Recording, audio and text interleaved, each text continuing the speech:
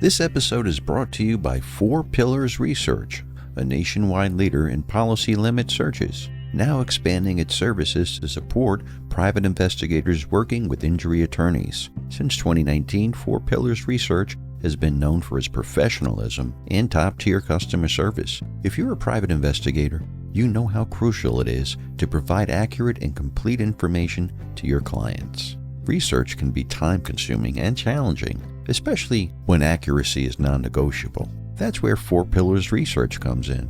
Unlike other firms that outsource their work, 4 Pillars handles everything in-house, ensuring you receive precise policy limit details of the at-fault party before litigation even begins. With 4 Pillars, you get more than just data.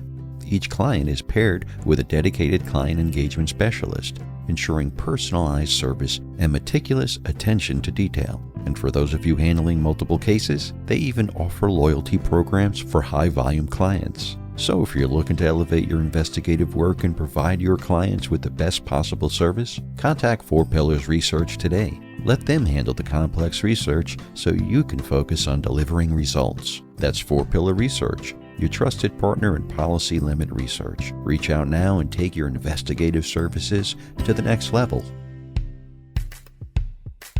Do you enjoy our podcast and the guests we bring you?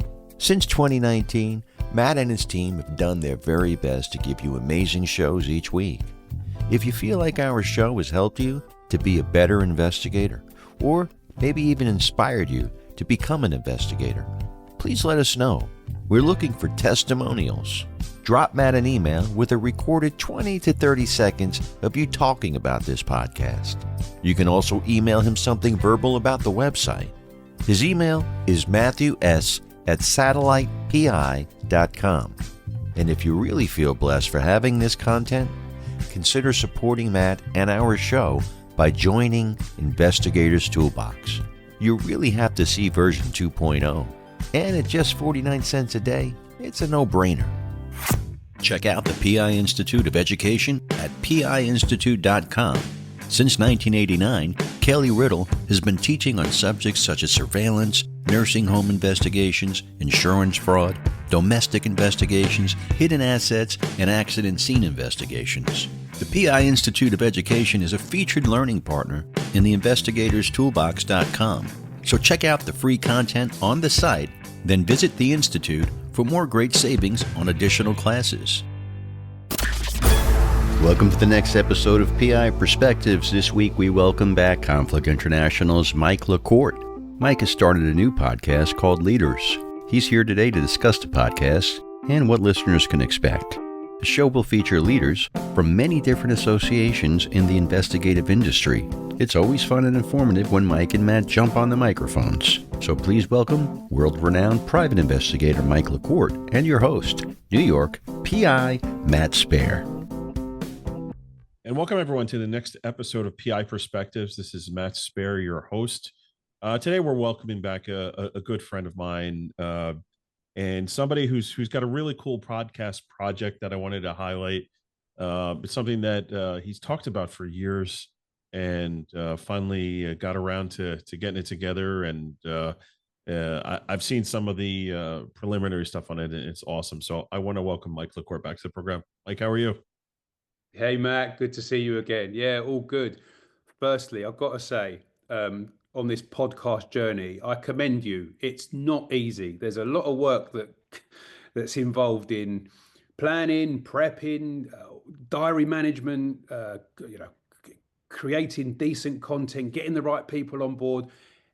It's a full-time job. So, for you that's keeping PI Perspectives going for so long and so successful, I salute you. Well done. It's hard work. Yeah, I mean, listen, I learned from people like Francie Kaler and Paul J. Folks that just did it for a long time, and you're right. It's not easy, man. It's there's a lot to it. People just think, oh, I just turn a camera on, and everyone knows how to do Zoom. We'll turn it on, and we'll just record something, and get out. But there is so much more to it. So thank you. I appreciate that. And it's something. I think as investigators, we like doing it, right? We like talking to people, just riffing, especially about stuff in our industry. So that's the easy part, like getting on the camera and you've seen it now because you've done a bunch of content here. That's the easy part. All that behind the scenes stuff that folks don't realize how difficult it is, right? Yeah, completely. Yeah. So leaders, let me tell you about leaders. Yeah, real quick. Thought about it for quite a while, and finally, there's nothing like it in the marketplace. So what leaders is me having discussions with senior leaders, investigative and intelligence leaders, professionals globally, and talking about their leadership journey, what makes a good leader, how, and generally, most, if not all, of my guests so far have had or held senior positions in associations. They've been presidents or chairmen, or senior figures in the investigation world. And while my thought process about why do I want to speak to people like that? Well, these guys have gone through a journey. They've started investigating, working, what sector they specialize in, and then they've all got very similar traits. They've given back their own time. They've given back to associations. They've given back to the industry. And I love this industry, and I want to see it evolve, and I want to try and raise professional standards. I want to speak to these leaders that have gone through that journey, and that all their journeys have never been pain points, pinch points, decision points that happen to all of them. And that's, for me, I think having a platform for leaders to share the why they do what they do, and the how they do what they do, and why they give back to associations by devoting their time, will help the next generation of investigators coming into the industry, will help other investigators from different jurisdictions understand a little bit more about the industry, and will help the wider community. And that's my vision. I want to create a platform where I speak to industry leaders who have not been there, seen it, and done it, but have gone through that journey and have come out and are ready to share their experiences. And that's really, really important to me, I think. So try and give back to the association and the industry as much as I can. And then the second point is this year's a special year for industry associations. The WAD is going to be celebrating its 100 years, its centennial in Chicago the first week of September at the Drake Hotel. Now, there is only one other association that I know of that has hit the centennial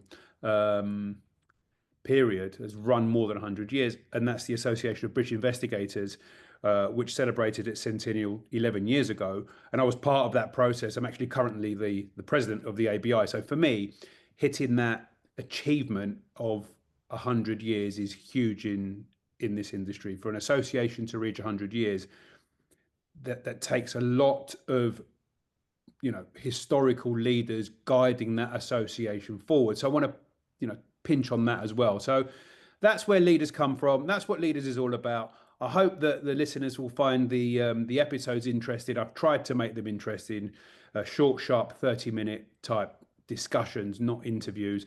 And that's something I want to try and give back to the industry as a whole as well.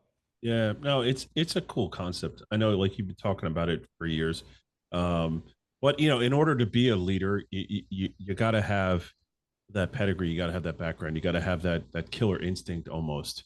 I find, and I've served on many different boards, some in the investigative community, some even outside, just nonprofits.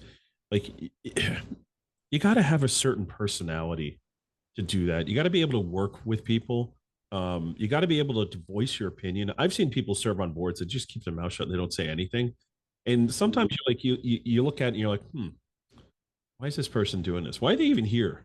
Like, are they engaged? And man, they just know that silence is golden. And when the opportunity is right, they'll chime in with things. Like, one of the things I've learned over the years is sometimes it's better to listen than be involved and try and control things. But you run into an issue when you're actually the president or the chairman or woman of an association, where there's that expectation of you being involved and kind of taking that leadership role and going on and doing that. But yeah, I mean, just even to get to that point, I mean, you've had a storied career. You've been in this business for a long time. You've been the president of several different associations, right? ABI you talked about, WAD you talked about. And I know in America, when it comes to Michael LaCorte and Conflict International, the name, everybody knows it because they know when something needs to get done overseas, like you're the guy to talk to. And I think that's great because you're able to kind of establish and lay that groundwork, the credibility, I guess, for the guests that you now have on this podcast, this idea that you want to do, because you built those relationships over time, and I think that's awesome. So I mean, you got into the business what, 20 something years ago? How many years ago? Yeah, where are we now with 2005? Yeah, coming up to 27, 28 years ago now. Okay, so how many years into that process did you say, okay, I'm going to jump on a board of somewhere and start doing things? When did you feel like, okay, it's time to start doing it? God, when did I get onto the board? 2013, I think, WAD. Yeah, it's about 11, 12 years ago now. Yeah. And then I've just been involved ever since, at a very active level. If I put my name to something, Matt, you know me by now. I'm committed 100%. I don't just sign up so I can get a board position on my email signature or a title underneath my name. If I'm part of a committee, or if I'm chairing a committee, or if I'm on a board, or if I'm in a chair, then that for me is a priority. I'm going to commit my energy, my time, my resources around me, whatever I can, to make sure that I push that position forward. I push the association to its next step forward. I pick up the baby, as it were, move it along. I move the association along in a positive way, so the next leader that comes in has got an easy job to keep moving forward. And I think if you've got a string of strong leaders, associations develop, associations improve, they grow. And you need to have the right sort of attributes and skill sets to make that happen continuously. Yet, granted, over a period of X amount of decades, there are going to be, let's say, weaker leaders in certain areas than others, and stronger leaders than others. But generally, the graph should grow in a positive trajectory. That's the objective. It's culture, right? So you always leave it better than when you got there, right? That was my goal when I served as president of my state association. There were some things that I was like, okay, there's some deficiencies here, and if I can change these policies in the 2-year term that I have, like, I think I've got something. And I recently walked away from being president of New York, and I was like, okay, I got things going in the right direction. The culture's good, everyone's getting along. There's excitement again. We're doing things. And what's nice is that, like, I'm the chairman now, so I'm still involved in the decision making process, and I mentored the guy underneath me, which is something that's really important too. That whole mentorship, and I Yes. think, like, the Leaders Podcast is an extension of that, right?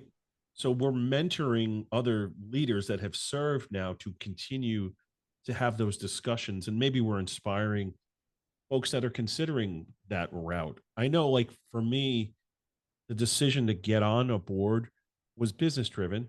Obviously, it's good for your professional career, but I had that Mhm. same desire that you had. Like, I want to further this industry. Like, I have a love for it. Like, I think back and I say, okay, well, when I'm not here anymore, what's my legacy? What am I going to be remembered for? You know, somebody who just did what he needed to do and got in and got out, or somebody who actually made change and did good for the industry, somebody, who left their mark. And I remember that time when I made that decision. I was just like, I'm stepping out of my shell, because like, Yeah. in New York, I had a small vertical of what my investigation company does, and we're really good at it, but there was so much more of a world stage. And that was something I think WAD really helped me with. That when I got to start to go to these events and seeing, like, everything else that's out there, I got inspired, man. And I think the Leaders Podcast is a good tool to continue to do that, right? Where you're inspiring people to serve in a capacity that maybe they didn't think about or weren't comfortable doing, right?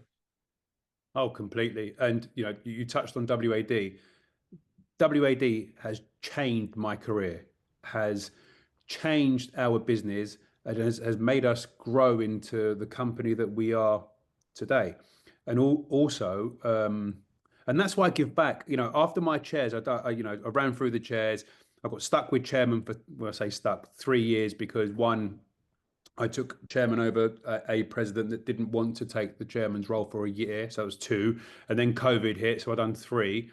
Um, I'm still on the executive committee after all that time. I'm still behind the scenes committing my time, effort, energy, resources to that association after my commitment. So I'm still giving back, and that's alongside being president of the ABI, which takes up a considerable amount of time too.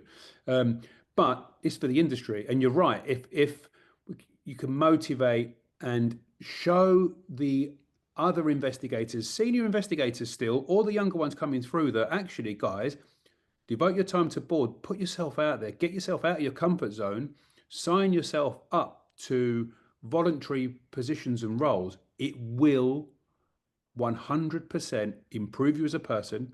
It will network you professionally, globally, and it will make you give something back. It'll improve your business. You're right, improve your profile.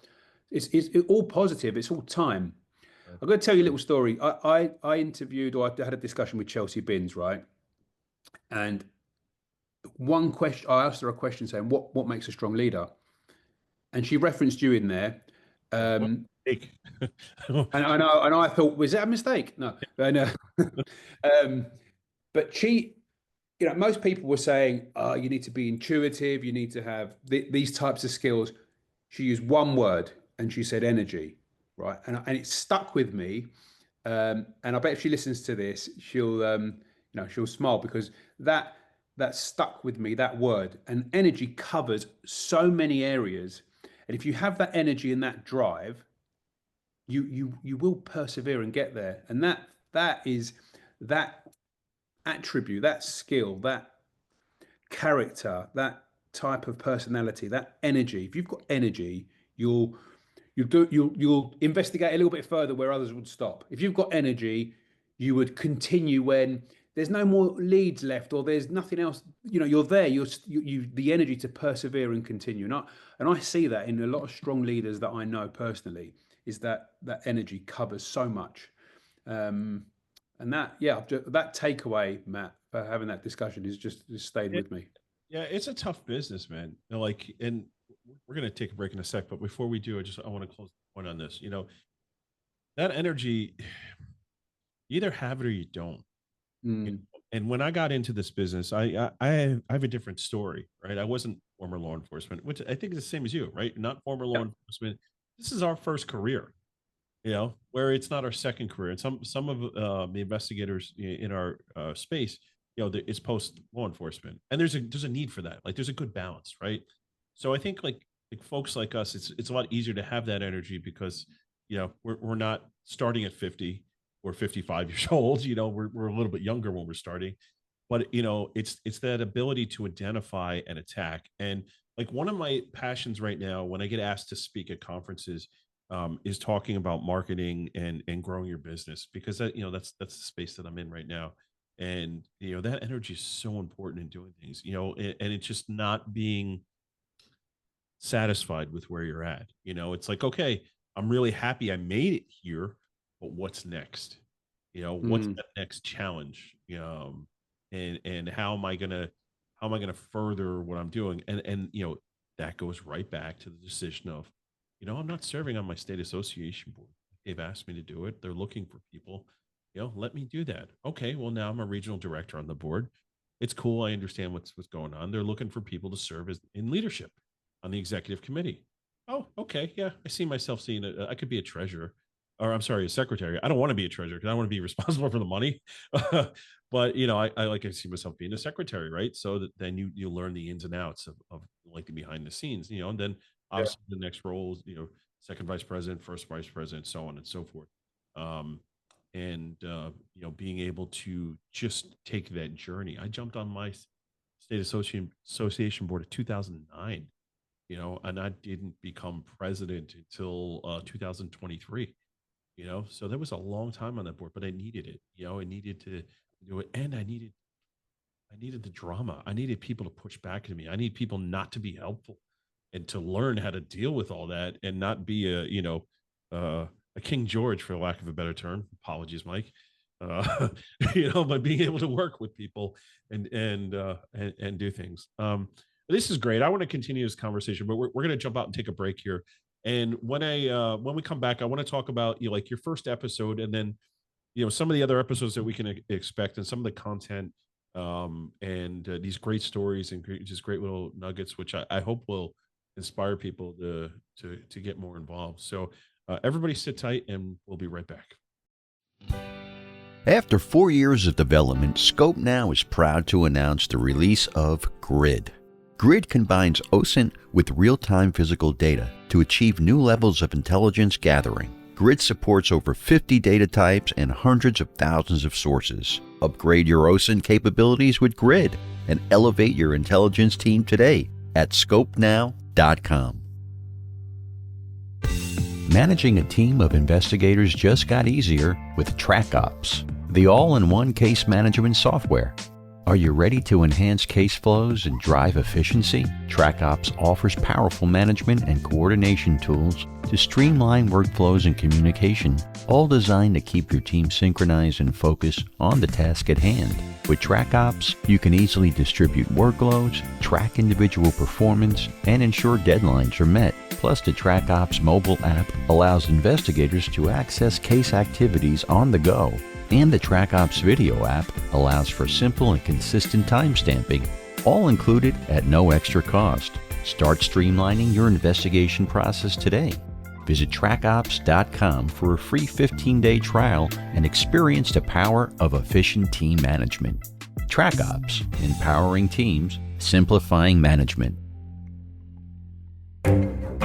Over the past year, our industry has been the target of foreign governments and agencies that have attempted to recruit unsuspecting investigators to gather intelligence or immediate expatriates. PI Perspectives is teaming up with the Federal Bureau of Investigations to get the word out about this ongoing crisis. If you've been contacted by an individual or company that might seem suspicious, please contact the FBI at tips.fbi.gov. You can also contact the New York field office at 212-384-1000 to report suspicious activity in any state. The link is also in the show notes. Even if you completed a job and it still doesn't sit right with you, you can report this activity. The only way to stop this trend is to work together. So let's do it. Satellite Investigations has launched its new website full of great new content. Matt and his team have released some great informative blogs. Make sure you log in to LinkedIn and follow Satellite Investigations for the latest content. And welcome back to PI Perspectives. This is Matt Spaier, your host. I'm here with my buddy, my good friend, Mike LaCorte, and we're talking about his new podcast, Leader. So, Mike, welcome back to the program. Thanks, Matt. Thank you for having me. Always a pleasure speaking to you. Yeah, I feel like we've kind of riffed on a couple of good points on getting onto associations and serving, and this whole responsibility for service. And I think I want to just touch on another point before we continue on too, because something I just thought about. Like the importance of having good leadership in associations in our industry. Like I don't think you can say enough about how important that is, especially in the U.S. when it comes to legislative issues and our ability to earn a living and do the things that we do, right? If you don't have good leadership that's monitoring legislation, when these bills creep out there that could be harmful to our industry, like it could just go through the night and get passed without having anybody, stay on top of things, which is something that NCISS here in in the U.S. does. But you've had something recently in England too, with like a code of conduct. So tell me a little bit about your involvement with all that. So, well, the code of conduct journey was well before my involvement. It was more 5 or 6 years where the Secretariat of the Association of British Investigators, a guy called Tony Imossi, who's actually my first guest on Leaders podcast, very senior figure in the industry, globally known. And he was president of the ABI for, I'm going to get this wrong now, but definitely more than 10 years. He's Secretary General of the IKD. He runs a successful investigation company too, and he's an all-round top guy. He's been in the industry for forever. Everyone knows him. But he was working on the Code of Conduct, which is a UK GDPR ABI Code of Conduct, and had that approved by the ICO. The ICO is the Information Commissioner's Office, and it's the first code of conduct that any sector has had approved in any industry. And for the investigation sector, in terms of handling and processing personal data under GDPR, now, I know you're aware, but just for listeners, at the moment in the UK, there is no license for private investigation. Can you believe it? The country where Sherlock Holmes is from and James Bond and all these, there's no licensing. So anyone can set up as a private investigator. Whether you get any work or not is another matter, but you can set up without a license. So having this code of conduct, which is a code that is voluntary to join, and anyone, ABI or non-ABI member, can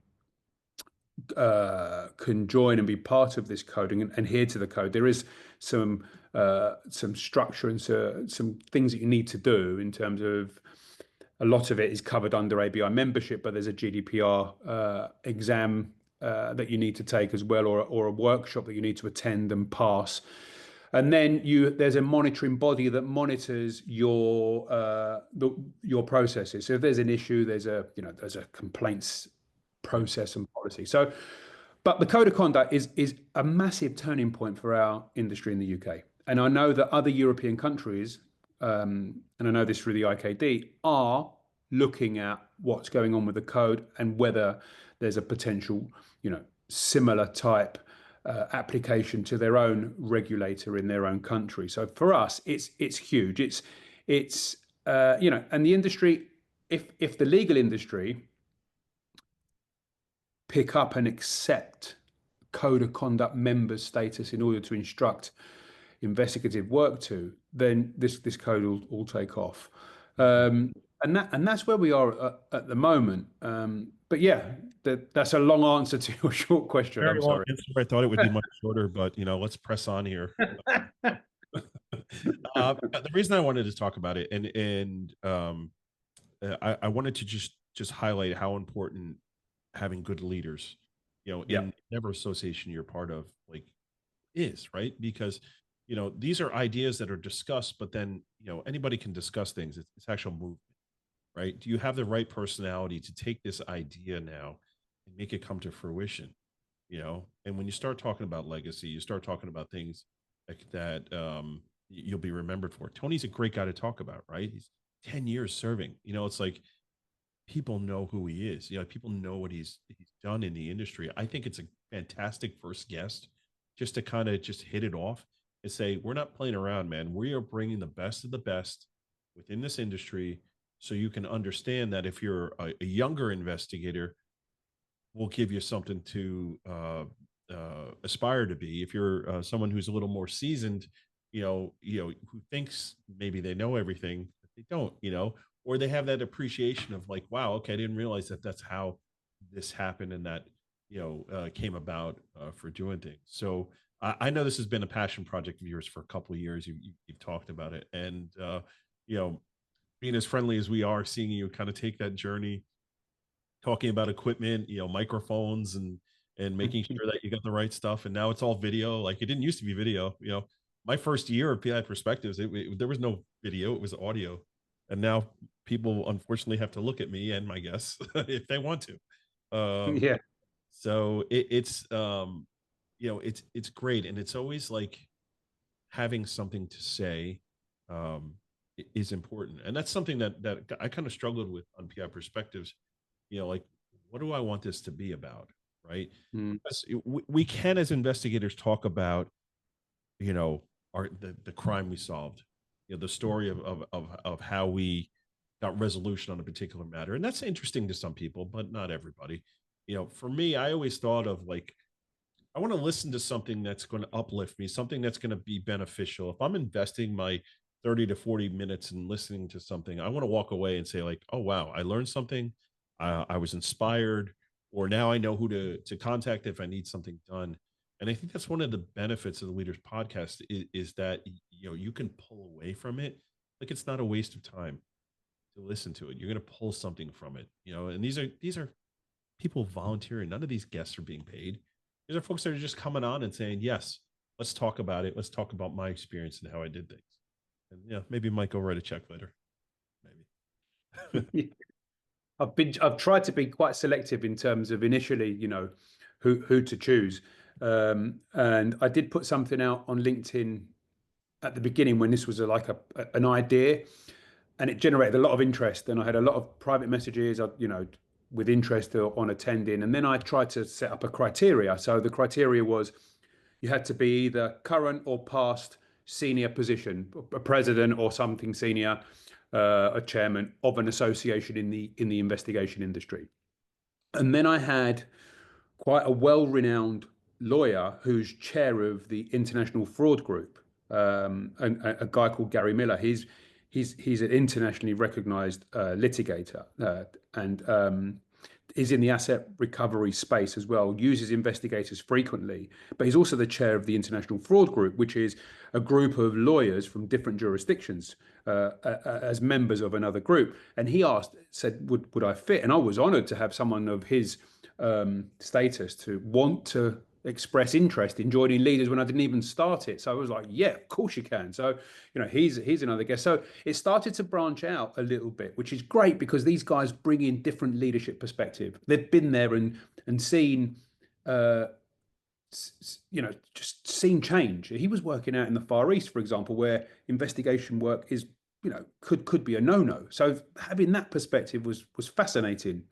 So yeah, that's the idea, Matt, and I hope it provides some insight to people that listen.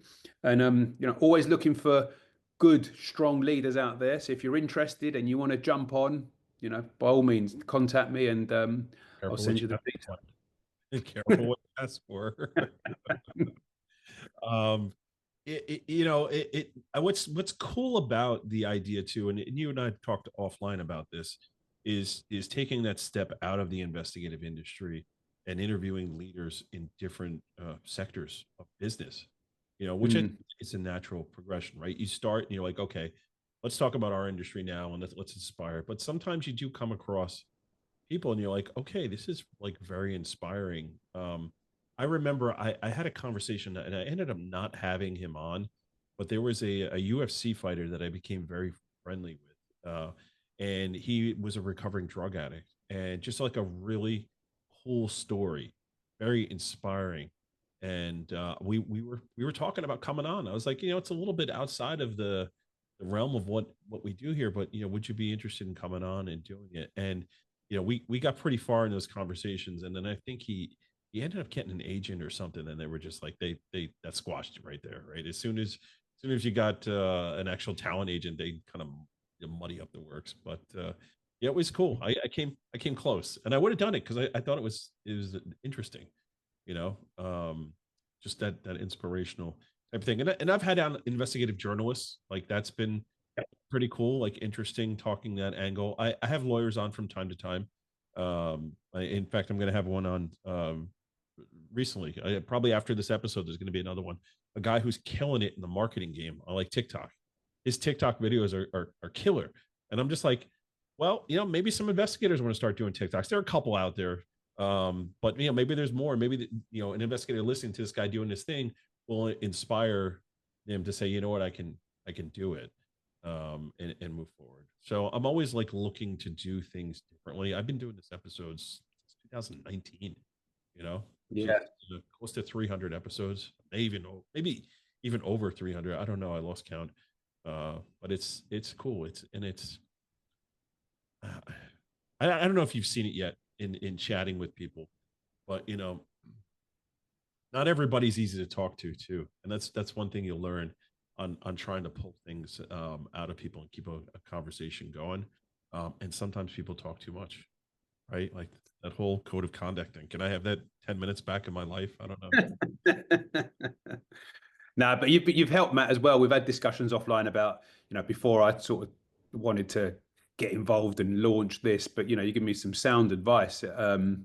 in terms of what to expect, right? Because it's the unknown as well. You're talking into you may know someone well, but then put them in front of a camera in a discussion type environment. Investigators can be a bit funny. We can all be a bit strange at some point.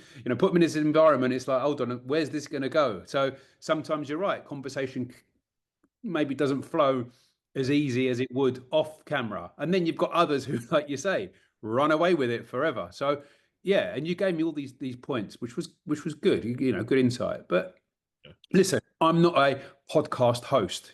I'm an international investigator. That's what I do for a living. However, I know my industry really well, like you do. So talking about it becomes quite second nature, really. So let's hope someone benefits from listening to all these episodes.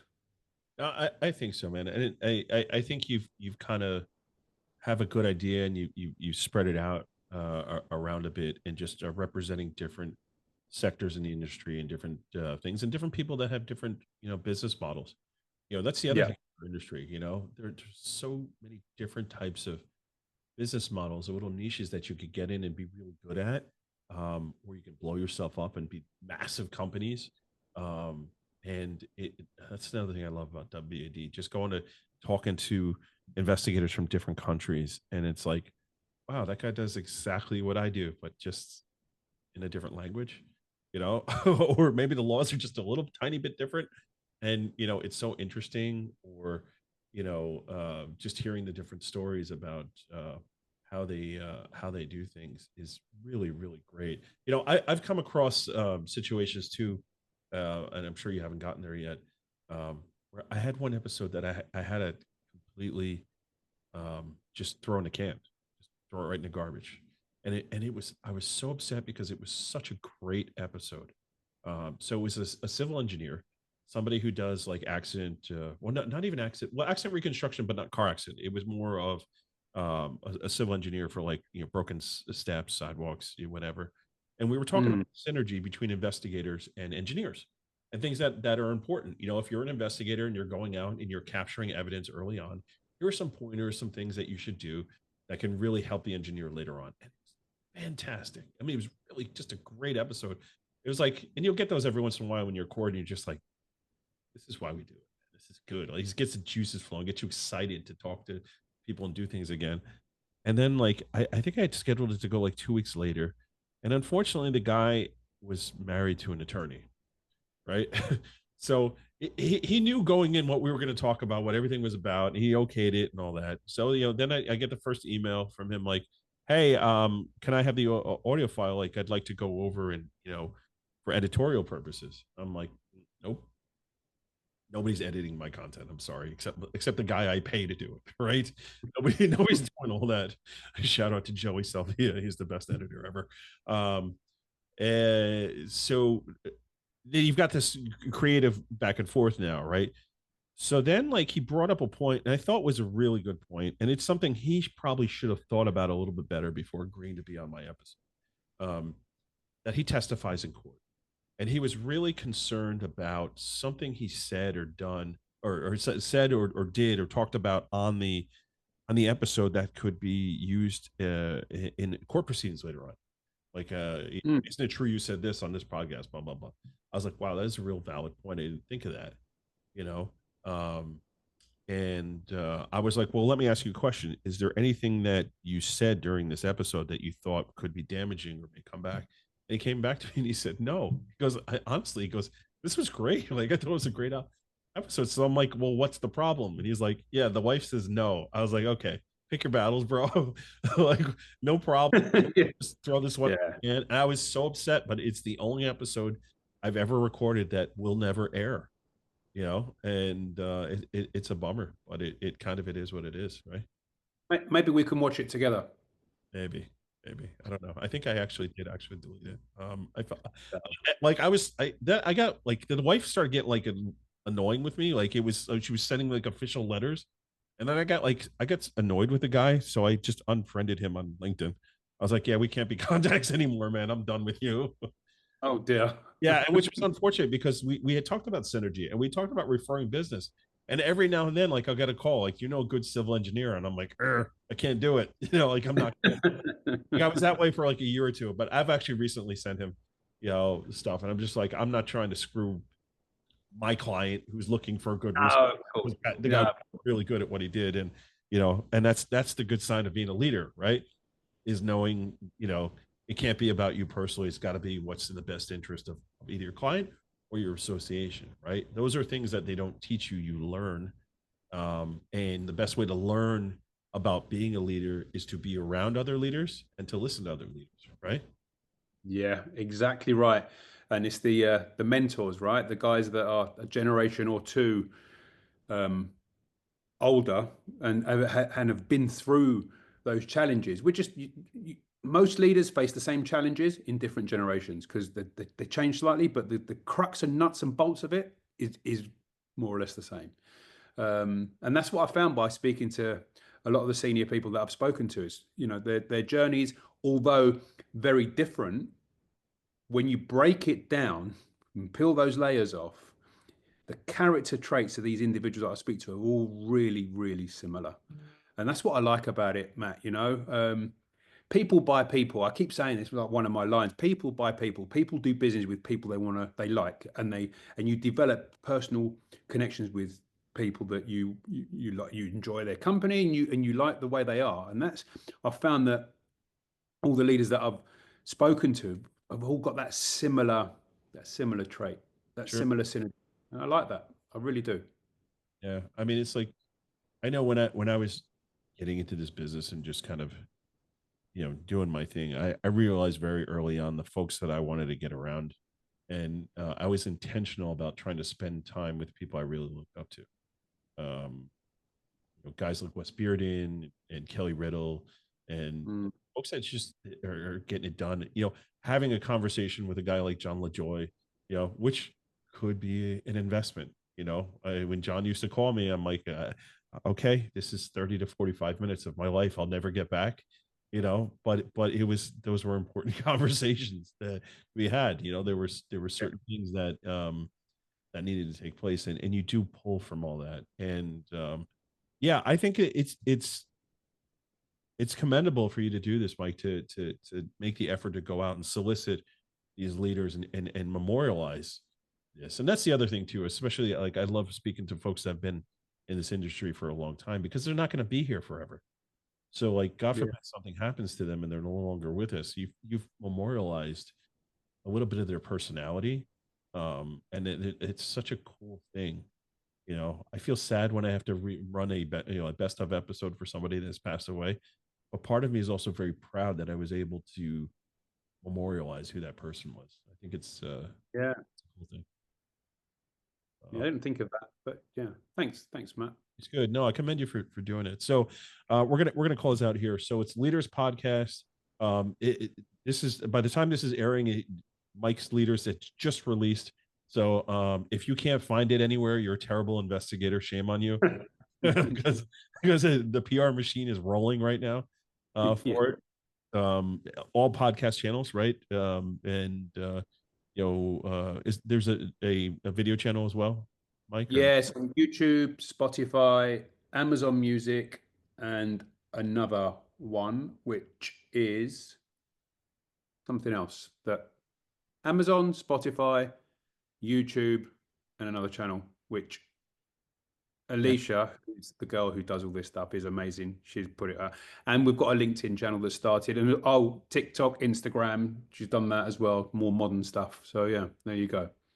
You got to have the team to do all that stuff. You can't do everything yourself. No.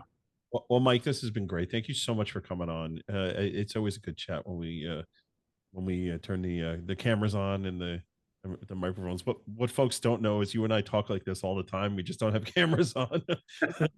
Stuff. Yeah, So, exactly. welcome to our world. I appreciate everybody checking this episode out.